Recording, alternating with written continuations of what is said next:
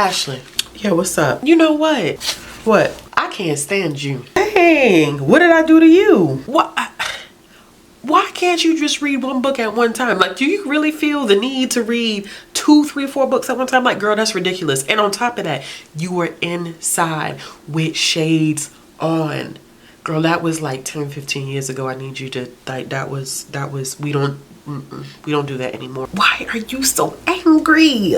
Listen, I do what I want, how I want, when I want. But since you're here, sitting here, having a conversation with me, I want to tell you a little bit about Book of the Month. I guess since I'm here, I'll listen. Not like I really have much of a choice. So if you didn't know, Book of the Month is a super popular online fast-growing book service for readers. Their mission is to promote new and emerging authors and help readers discover books that they love. Okay, so this sounds cool. It's interesting, but how does this work? Okay, yeah, I know. It's kind of like, you know, how does this work? So basically, each month, the Book of the Month team vets through hundreds of books, and they give their readers a choice of curated books. And these books are newly and early release titles. So the whole point is so that you spend less time researching and more time reading, which is exactly what I'm doing.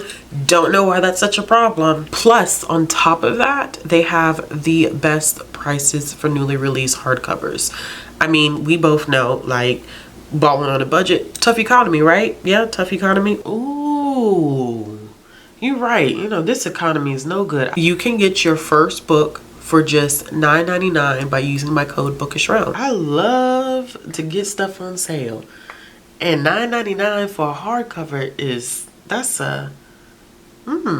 not a bad deal. Exactly. And then also they have this amazing skip policy. So if there's a list of books that you're not really feeling for the month, you can always skip and then you won't be charged. And one of my favorite things about Book of the Month, which as you can see here with this just pile of books that I have, is that they pick from a wide variety of genres. So if you like historical fiction, if you like romance, you like, you know, contemporary fiction, you like thriller, you like horror, you like fantasy, they have a little bit of everything for you. You're right. We love a good diverse pick of genre. I like to try a little bit of everything. Yeah, you're definitely gonna have to check them out. Let me tell you about the 2 books that I actually ended up picking this month. So each month your books are going to come in this blue Book of the Month box. So the first one that I decided to go with this month is Ink Blood Sister Scribe, and this is described as being a mix of the magicians, practical magic, 9th house. It's about 2 half-sisters tasked with guarding their family's library of magical books. But book about books. Who would want to miss that? It's a tale of familial loyalty and betrayal. It's a new voice in speculative fiction, and I knew I just had to go with it. And then the last one that I ended up picking for this month is one that I am very, very interested in. It's Lady Tan's Circle of Women, and I'm really interested in this one because it focuses on a young woman who is becoming a doctor, and her grandmother's one of the few Chinese doctors, and she teaches her the pillars of Chinese medicine, and she ends up forming a bond with another girl who's a midwife, and there are some strict rules about their interaction, like a doctor can never touch the blood of the same blood that a midwife touches, and so they form this tight bond until our main character, that's a doctor, is set into an arranged marriage. And so when she gets married, her mother-in-law is pretty much like, you're not going to do what you were doing before as a doctor. You're going to do your traditional roles as a woman in this household. And so she struggles with that, and we get to see how the friendship supports her or ends up making the situation worse. Okay, so those books actually sound really interesting. So remember, like, definitely check out Book of the Month. Use my code. I may just go ahead and check out your code and get me some of those books. And can I please, for the love of God, can you let me read all of my books in peace? I see you have learned nothing from our conversation. You've learned absolutely nothing. Nothing whatsoever. Hey y'all, thanks again to Book of the Month for sponsoring this video. Hope y'all enjoyed it. So I just kind of wanted to touch a little bit on some reading habits that I absolutely dislike, but not in a way that I think some people were probably expecting when they clicked on this video. So I'm sure that some people were like, oh gosh, she's about to drag everybody for filth. No, what I'm about to do is drag myself for filth, okay? Because I I have some reading habits, y'all, that I cannot stand. Have y'all ever like had habits and you're like, I wish I could just stop doing this habit, but you're just so immersed in the habit at this point that it's kind of hard for you to break? Well, I actually have reading habits that I don't like, and I don't know if they're ever going to change, but I annoy myself and I can't stand them. It's frustrating. It's aggravating, but let's dive into it because it's only 5 and I don't want this video to be too long. So number 1, I always have to read more than one book at once. I don't know what that is. I literally cannot. I admire people who can literally stick to one book at a time. And for me, I know I do things in multiple formats, so I'll be reading an ebook, an audiobook, and a physical book, but I feel like I can't focus on one book, and it's frustrating because I always feel like it takes me longer to finish books because I literally have commitment issues, which is going to lead into the second one, but we're going to get into that. I have commitment issues. I literally interrupt my own reading and get distracted easily. It's like I'm committed to this book. I love this book. It's amazing. It's awesome.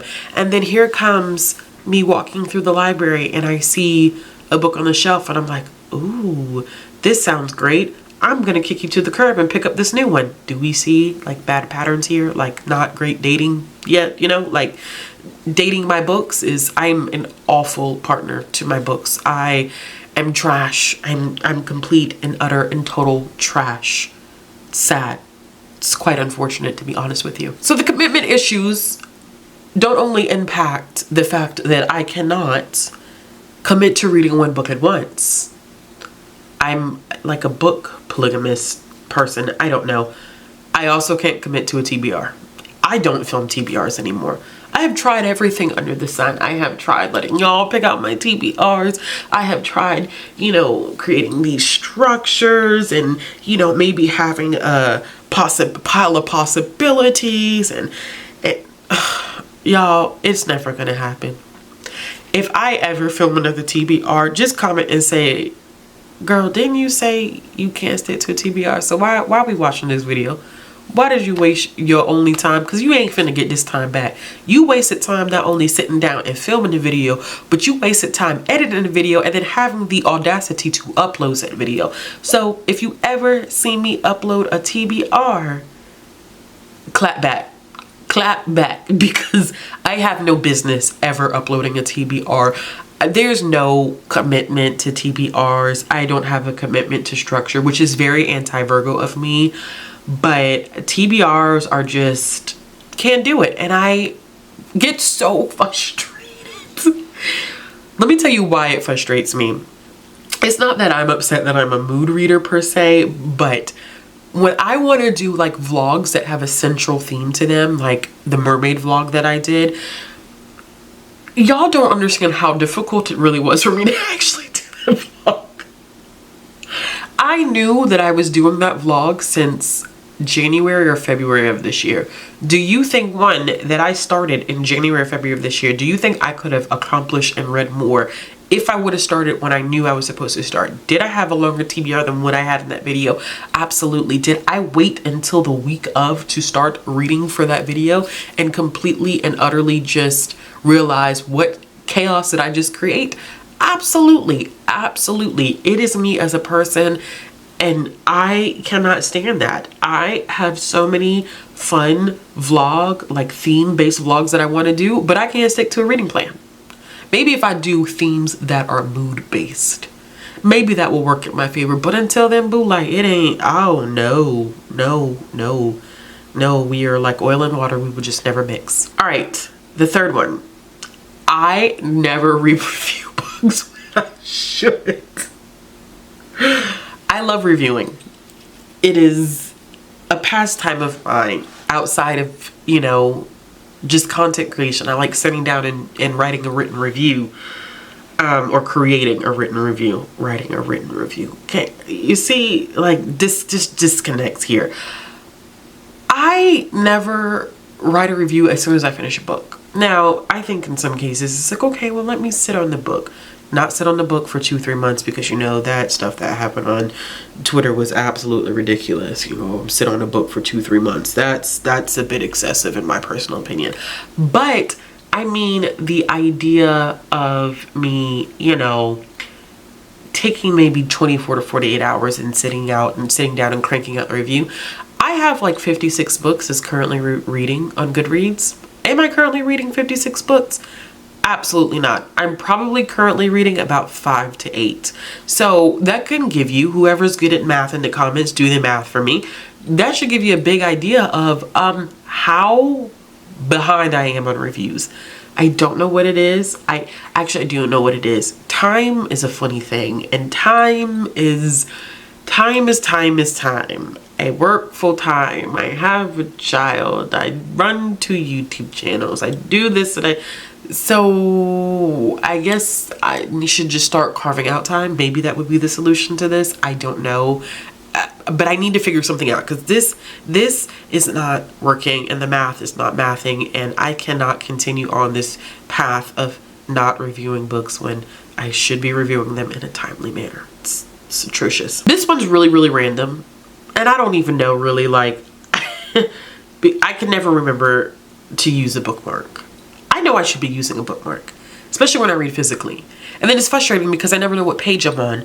I have a whole container behind me. I don't know if y'all can see it. Yes, you can.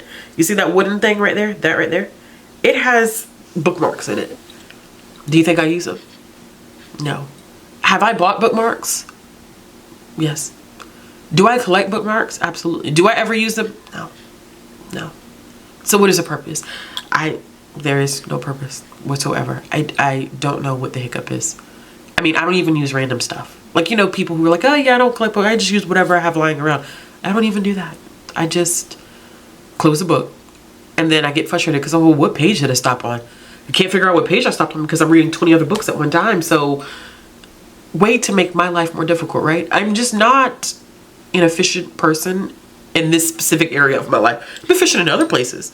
But this, no, I'm not efficient whatsoever. And the last one, which is in the beginning of that skit, it was prompted by one of these reading habits that I have. I must be surrounded by books at all time. I think that is just because it has become such a huge part of my life. Literally, I am literally around books at all time. Like, at work, there's carts and carts of books around me all the time. I'm touching books all day long. When I get home, I have these bookshelves. But do you think that it stops there? That, oh, I'm surrounded by books as I'm by my bookshelves? No.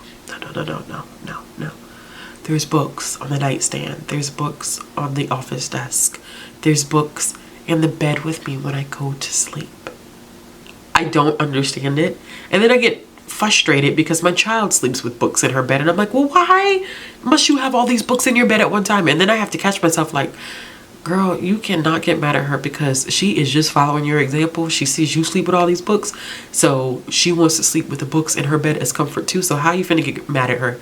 How you finna throw a fit at her when you do the same exact thing? And you know what, honestly, I can't.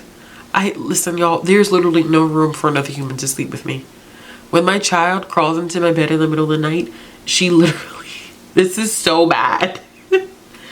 She like pushes the books around so that she can crawl up underneath me. Like, there's books on the couch, there's books on the coffee table, there's books on the side table, there's books stacked up in the corner. And it's like, now it's not, I don't think it's a hoarding thing problem yet. But if you walk into my house, there are literally books everywhere, not just one centralized location as they should be. No. We're just gonna put them everywhere because why not? We can, right? We can, because we must increase. Okay, I'm done. I promise I'm done. Anyway, in the comments below, let me know some reading habits of yours that you do not have to like. I know people thought that I was finna drag people for Phil. No. I'm dragging myself today. As always, thank you to Book of the Month for sponsoring this video. If you're interested in checking them out, my code Bookishrealm, as well as the link to the website, be down in the description box below.